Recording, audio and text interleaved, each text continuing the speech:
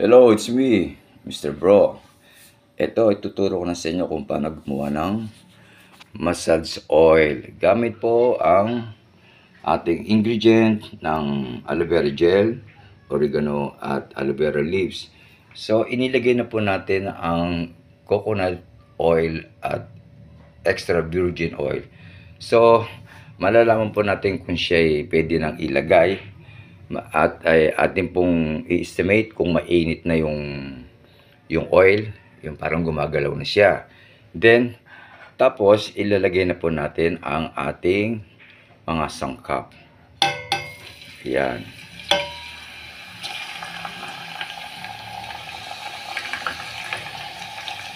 So, yan, kumukulo siya dyan.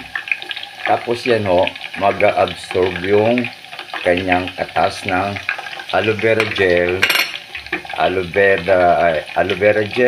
vera leaves at oregano leaves.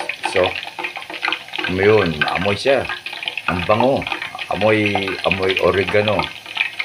Ang galing, no? So, paano po malalaman kung siya luto na? Pag po naging ano na siya, yung natuyo na yung kanyang leaves, yung aloe vera leaves, saka yung oregano leaves. So later, pag luto na po siya, pag pwede na, ipakikita ko sa inyo.